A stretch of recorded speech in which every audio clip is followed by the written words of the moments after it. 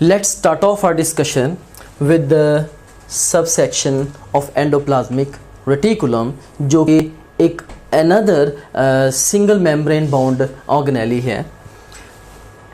So endoplasmic reticulum के introduction के ऊपर हम बात हैं. So you see here, it's a network of interconnecting channels extending from nuclear membrane to cell membrane. अब यहाँ पे दो बातें नोट करने वाली हैं इंपॉर्टेंटली. नंबर वन, ये इंटरकनेक्टिंग चैनल्स हैं, बहुत सारी चैनल्स हैं जो कि कनेक्टेड हैं with each other. And secondly they are extending from the nuclear membrane to the cell membrane. और इस एक्सटेंशन की लॉजिकल रीज़न भी है, उसको हम आगे चल के डिस्कस भी करेंगे. अब यहाँ पे इस फोटोग्राफ के ज़रिए हम इसकी इंट्रोडक्शन को थोड़ा सा डिस्कस करते हैं. यू जस्ट इमेजिन कि हमारे पास ये एक सेल है और इस सेल में ये न्यूक्लियस है. here we have got the nuclear membrane. अब आप देख सकते हैं कि न्यूक्लियर ब्रेन और सेल मेम्ब्रेन के दरमियान एक्सटेंडिंग ये जो नेटवर्क है इंटरकनेक्टिंग चैनल्स का, जैसे कि हमने अभी स्टडी किया है, ये है एंडोप्लाज्मिक रेटिकुलम. और लोकेशन के हवाले से जो एंडोप्लाज्मिक रेटिकुलम है, it's extending throughout the cytoplasm of the eukaryotic cells. क्यों? क्योंकि ऑफ कोर्स ये मेम्ब्रेन बाउंड ऑर्गेनेलीज हैं और मेम्ब्रेन बाउंड ऑर्गेनेलीज ये जनरलाइजेशन है कि ये प्रोकैरियोटिक सेल्स में एब्सेंट होते हैं. And thirdly let's talk about the structure of endoplasmic reticulum. इसके बेसिक स्ट्रक्चर पे बात करते हैं फर्स्ट ऑफ ऑल.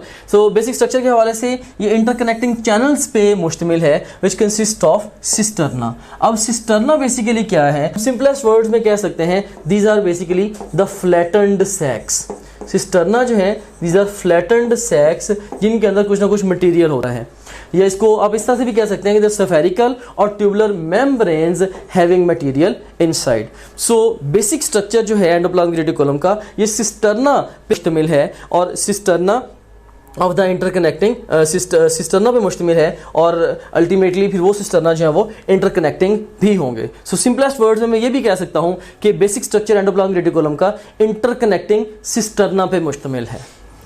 सो जैसे कि आप इस डायग्राम में भी देख सकते हैं कि we have got a cell. जैसे ये सेल मेम्ब्रेन आपको नज़र आ रही है और उसके बाद फिर ये दरमियान में न्यूक्लियस नज़र आ रहा है और इन दोनों के दरमियान एक्सटेंडिंग जो है ये आपको एंडोप्लाज्मिक रेटिकुलम नज़र आ रहा है. और ये जो आपको फ्लैटेंड सैक्स डिफरेंट नज़र आ रही हैं, दे आर द सिस्टर्ना. अब नेक्स्ट हमारे पास एक क्वेश्चन है. The outer membrane of nuclear envelope at pores is continuous with the. अब न्यूक्लियर एनवेलप की जो न्यूक्लियर एनवेलप के जो अंदर जो पोर्स हैं वो किस ऑर्गेनेली के साथ कॉन्टिन्यूस हैं? A option is Golgi apparatus, B option is endoplasmic reticulum, C option is lysosomes, D option is peroxisomes. And the best response to this question is endoplasmic reticulum. ये nuclear pores जो है या nuclear membrane के pores क्यों endoplasmic reticulum के साथ associated हैं, इसको हम आगे चल के अभी डिस्कस करते हैं. एक और क्वेश्चन है हमारे पास. Tubular membranes or flattened membrane bound sacs having material inside are called. तो बेसिकली इनको हम क्या कहते हैं? Tubular membranes or flattened membrane bound sacs having material inside, they are called the cisterna. जैसे हम अभी cisterna की डेफिनेशन को स्टडी भी करके आए हैं. फिर एक और क्वेश्चन है. Interconnecting channels consisting of spherical और tubular membranes having material inside are called. Best response to this question is endoplasmic reticulum. So basically interconnecting channels हैं, right, consisting of the spherical और tubular membranes having material inside. तो ये basically cisterna की definition है, right? So interconnecting channels consisting of cisterna are called. तो again best response क्या होगा हमारा?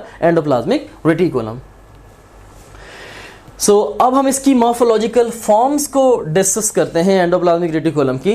तो मॉर्फोलॉजिकली एंडोप्लाज्मिक रेटिकुलम ये दो तरह के होते हैं. एक है rough endoplasmic reticulum and as the name indicates their surface is rough, right. And why it is rough? Because ribosomes are attached on their surface. And second जो फॉर्म है मॉर्फोलॉजिकल फॉर्म एंडोप्लाज्मिक रेटिकुलम की, that is a smooth endoplasmic reticulum. और name ही indicate कर रहा है कि इनकी जो सरफेस है वो स्मूथ है. और ये स्मूथ क्यों क्यों है? क्योंकि इनके ऊपर राइबोसोम्स अटैच्ड नहीं है। जैसे कि इस फोटोग्राफ में आप देख सकते हैं कि ये कुछ सेगमेंट्स ऐसे हैं एंडोप्लाज्मिक रेटिकुलम पे जहां पे आपको ये पर्पल से कलर के ये डिफरेंट राइबोसोम्स अटैच नजर आ रहे हैं। सो ये रफ एंडोप्लाज्मिक रेटिकुलम। और उसके बाद फिर ये वाला जो सेगमेंट है एंडोप्लाज्मिक रेटिकुलम का, इसमें आपको कोई भी राइबोसोम्स अटैच ऐसा नजर नहीं आ रहे। सो ये स्मूथ एंडोप्लाज्मिक रेटिकुलम है।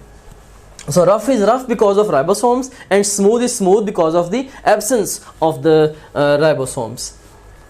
ये इलेक्ट्रॉन माइक्रोस्कोपिक फोटोग्राफ है। कई दफ़ा exam electron microscopic photograph present करके एरो लगा के आपसे पूछता है कि ये जो एरो है ये किस ऑर्गेनेली को रिप्रेजेंट कर रहा है। So you should be having an approach towards looking at such sort of photograph. तो इसमें आप देख सकते हैं कि इसमें क्लियरली आपको ये न्यूक्लियस नज़र आ रहा है और इस न्यूक्लियस के साथ इमीडिएटली जो एसोसिएटेड है ये आपको इंटरकनेक्टिंग चैनल्स डिफरेंट नजर आ रहे हैं। ऑफ कोर्स न्यूक्लियस के साथ एसोसिएटेड जो ऑर्गेनेली है ये कौन सा होता है? This is the endoplasmic reticulum. So ये एंडोप्लाज्मिक रेटिकुलम होगा। सो इसमें अब ये इसकी कंप्यूटराइज्ड फोटोग्राफ है।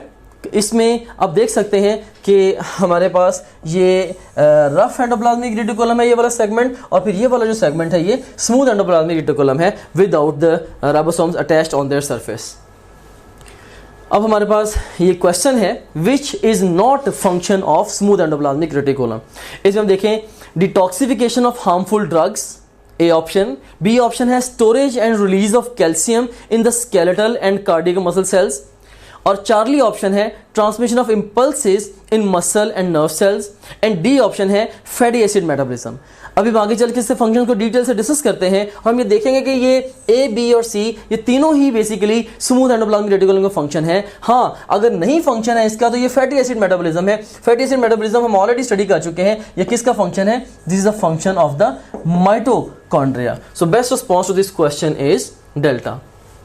एक और क्वेश्चन है mechanical support is provided to cells by, A option is cell membrane, B option is smooth endoplasmic reticulum, C option is rough endoplasmic reticulum, and D option is smooth and rough endoplasmic reticulum. तो basically endoplasmic reticulum की जो दोनों types हैं, smooth हो या rough हो, वो mechanical support provide करते हैं। So best response to this question is delta. अब हम इसके फंक्शंस को इन डिटेल डिस्कस करते हैं। So we let's construct a table. In this table we have got two columns. Left column में entity है या यूं कह लें कि वो एंडोप्लाज्मिक रेटिकुलम पर से या उसकी टाइप्स हैं, और फिर राइट कॉलम में उसके रिस्पेक्टिव फंक्शंस हैं। सो पहले हम इसमें जनरली एंडोप्लाज्मिक रेटिकुलम के फंक्शंस को डिस्कस करते हैं। सो जनरली एंडोप्लाज्मिक रेटिकुलम में of course by default smooth और रफ दोनों आ जाते हैं। सो दोनों के जो कलेक्टिव फंक्शंस हैं ये वो फंक्शंस हैं जो ये दोनों टाइप्स के एंडोप्लाज्मिक रेटिकुलम आपस में शेयर करते हैं। वो कौन कौन से हैं? नंबर वन मैकेनिकल ट्रांसपोर्ट, दोनों ही मैकेनिकल ट्रांसपोर्ट प्रोवाइड करते हैं सेल को, एंड सेकेंडली दोनों ही ट्रांसपोर्ट ऑफ मटेरियल्स में इन्वॉल्व हैं। और उसके बाद अब हम डिस्कस करते हैं फंक्शंस रफ एंडोप्लाज्मिक रेटिकुलम के। तो rough endoplasmic reticulum they are basically involved in the protein synthesis. यहां पे इंपॉर्टेंट क्या है? ये प्रोटीन सिंथेसिस में इन्वॉल्व्ड हैं, खुद से प्रोटीन सिंथेसाइज नहीं कर रहे। इन्वॉल्व्ड इस सेंस में है कि जहां पे प्रोटीन सिंथेसाइज होनी है या जिस ऑर्गेनेली ने अल्टीमेटली प्रोटीन को सिंथेसाइज करना है विच आर राइबोसोम्स, वो इसके साथ अटैच्ड है रफ एंडोप्लाज्मिक रेटिकुलम के साथ। या अब ये भी कह सकते हैं कि मोस्टली यूकैरियोटिक सेल्स में मोर देन 99% जो राइबोसोम्स होते हैं they are attached to the rough endoplasmic reticulum. Well, they are involved in the protein synthesis due to the attached ribosomes, right?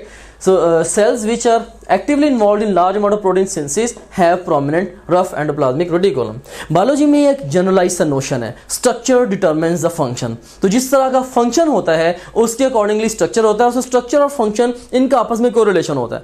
First करें, अगर एक सेल है, अगर वो सेल हेविली इन्वॉल्व है इन द प्रोटीन सिंथेसिस, ऑटोमेटिकली उस cell के अंदर क्या होगा? उस सेल में जो प्रोटीन सिंथेसाइज करने वाले ऑर्गेनेलीज हैं वो ज्यादा प्रोमिनेंट होंगे। या सिंपली अब ये कह लें कि अगर एक ऐसा सेल है जो कि हेविली सिक्रीशंस बना रहा है, वो सिक्रीट, फॉर एग्जांपल जैसे बीटा सेल ऑफ पैंक्रियाज है, it's producing insulin, right? Beta cell of pancreas बहुत थोड़े से सेल्स हैं हमारी बॉडी में और they are producing the insulin for the whole body, insulin protein है। सो वो सेल्स हेविली इन्वॉल्व हैं in the protein synthesis. So protein synthesis होनी है राइबोसोम्स पे, जो कि मोस्टली अटैच्ड है किसके ऊपर? रफ एंडोप्लाज्मिक रेटिकुलम के ऊपर। इसका मतलब ये हुआ कि ये जो सेल्स हैं बीटा सेल्स ऑफ पैंक्रियाज, इनमें रफ एंडोप्लाज्मिक रेटिकुलम बहुत ही प्रोमिनेंट होगा। इसी तरह से अगर कोई सेल है जो कि बहुत ज्यादा रेपिटेटिवली डिवाइड करने वाला सेल है, राइट? या ऐसे सेल्स हैं जो रिपीटेडली डिवाइड करते हैं, उनके अंदर न्यूक्लियस बड़ा प्रोमिनेंट होगा, क्योंकि डिवीजन बेसिकली मेनली न्यूक्लियस का ये फंक्शन है, right. So structure determines the function. So once again इसके अंदर एक इंपॉर्टेंट पॉइंट हमने नोट डाउन किया है, और वो ये नोट डाउन किया है कि ऐसे सेल्स जो कि हेविली इन्वॉल्व होंगे प्रोटीन सिंथेसिस में और स्पेशली उनकी सिक्रेशन में, अल्टीमेटली उनके अंदर रफ एंडोप्लाज्मिक रेटिकुलम ये ऑर्गेनेल्स बहुत ज़्यादा प्रोमिनेंट होंगे। और उसके बाद अब हम डिस्कस करते हैं फंक्शंस स्मूथ एंडोप्लाज्मिक रेटिकुलम के। अब स्मूथ एंडोप्लाज्मिक रेटिकुलम के जो फंक्शंस हैं, they are very very high yield for the exam. Several times different ways में ये फंक्शंस टेस्ट किए जा चुके हैं। तो इसमें अब देखेंगे जो फर्स्ट एंड फॉरमोस्ट फंक्शन है इसका स्मूथ एंडोप्लाज्मिक रेटिकुलम का, that is the lipid metabolism. अब लिपिड मेटाबॉलिज्म में क्या क्या चीजें आ जाती हैं? Steroid synthesis. अब जितने भी हार्मोन्स हैं ओवरऑल जो कि स्टेरॉइड्स हैं, वो सारे के सारे कहाँ पे बनेंगे? वो ऑफ कोर्स वो बनेंगे स्मूथ एंडोप्लाज्मिक रेटिकुलम के ऊपर। मैं इसको फर्दर एलैबोरेट करता हूं। स्टेरॉइड हार्मोन्स अब हमारी बॉडी में कौन कौन से हैं? सो जनरली स्पीकिंग हमारी बॉडी में कौन कौन से स्टेरॉइड हार्मोन्स हैं? एक तो जो हार्मोन्स जितने भी सेक्स हार्मोन्स हैं, सेक्स हार्मोन्स जितने भी हैं, फॉर एग्जांपल टेस्टोस्टेरोन या एस्ट्रोजेंस, वो सारे के सारे क्या हैं? They are all steroids. इसी तरह से जो हार्मोन्स ऑफ एड्रीनल कॉर्टेक्स हैं, हार्मोन्स ऑफ एड्रीनल कॉर्टेक्स जिसमें एल्डोस्टेरोन, कॉर्टिसोल और एंडोरोजन्स आते हैं, वो सारे के सारे भी क्या हैं? They are also steroids, right. So sex hormones and hormones of adrenal cortex, they are all steroids. अब ये जहां से भी ये हार्मोन्स प्रोड्यूस हो रहे हैं, अल्टीमेटली उन रिस्पेक्टिव सेल्स में किस ऑर्गेनेली से प्रोड्यूस हो रहे होंगे? Ultimately at the end of the day from the smooth endoplasmic reticulum. मिसाल के तौर पे अगर मैं आपसे ये क्वेश्चन पूछूं कि cortisol is produced by the which organelles in the cells of the adrenal cortex? The best response to this question would be smooth endoplasmic reticulum.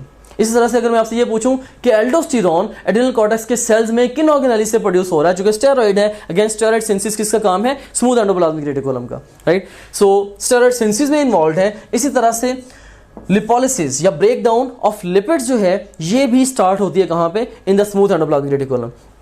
इसके अलावा ये लाइपोप्रोटीन्स की असेंबलिंग में भी इन्वॉल्व होते हैं स्मूथ एंडोप्लाज्मिक रेटिकुलम। सो ये सबसे पहला मेजर हमने फंक्शन डिस्कस किया SCR का, विच इज लिपिड मेटाबॉलिज्म। उसके बाद फिर नेक्स्ट फंक्शन हमारे पास क्या है? Detoxification of harmful drugs. अब जो बहुत सारी हार्मफुल ड्रग्स की डिटॉक्सिफिकेशन में स्मूथ एंडोप्लाज्मिक रेटिकुलम इन्वॉल्व है, खास तौर पे जो लिवर सेल्स के SCR होते हैं, लिवर सेल्स के जो स्मूथ एंडोप्लाज्मिक रेटिकुलम होते हैं, वो हार्मफुल ड्रग्स की डिटॉक्सिफिकेशन में वेरी कॉमनली इन्वॉल्व हैं। जस्ट इमेजिन आपको बुखार होता है, आप एसिटामिनोफेन या पैनाडोल की टैबलेट लेते हैं। सो अगर इसके मेटाबोलाइट्स फॉर एवर ये स्टे करेंगे, या सच ये ड्रग अगर इसको समहाउ हम चेंज करके बॉडी से बाहर नहीं एलिमिनेट करेंगे, तो gradually with the passage of time different अगर टाइम्स पे आप रिपीटेडली पैनाडोल ले रहे हैं, तो टॉक्सिन्स आपकी बॉडी में बिल्डअप होंगे, right. So somehow we have to devise some mechanism ताकि हम इन ड्रग्स को, हार्मफुल ड्रग्स को डिटॉक्सीफाई कर सकें और इनको बॉडी से बाहर निकाल सकें। तो वो जो डिटॉक्सिफिकेशन है, वो उसमें भी ये स्मूथ एंडोप्लाज्मिक रेटिकुलम इन्वॉल्व है। उसके बाद फिर storage and release of calcium in skeletal cardiac muscles. Skeletal और कार्डियक मसल्स में कैल्शियम की स्टोरेज और रिलीज में ये इन्वॉल्व है। ये काफ़ी डीप ये एक पॉइंट है, और इसको खासी डिटेल में हम डिस्कस करेंगे जब हम स्केलेटल मसल्स में कॉन्ट्रैक्शन को डिस्कस करेंगे। लेकिन बहरहाल यहाँ पे आप इस फैक्ट को मेमोराइज कर लें कि ये कैल्शियम की स्टोरेज और रिलीज में भी इन्वॉल्व है in both the skeletal as well as cardiac muscles, जो कि दोनों स्ट्राइएटेड मसल्स हैं। और उसके बाद फिर नेक्स्ट फंक्शन हमारे पास क्या है कि they are involved in the transmission of impulses in muscle and the nerve cells, and then glycogen degradation में भी smooth endoplasmic reticulum involved है, और इसी तरह से ये gluconeogenesis में भी involved है। Now what is gluconeogenesis?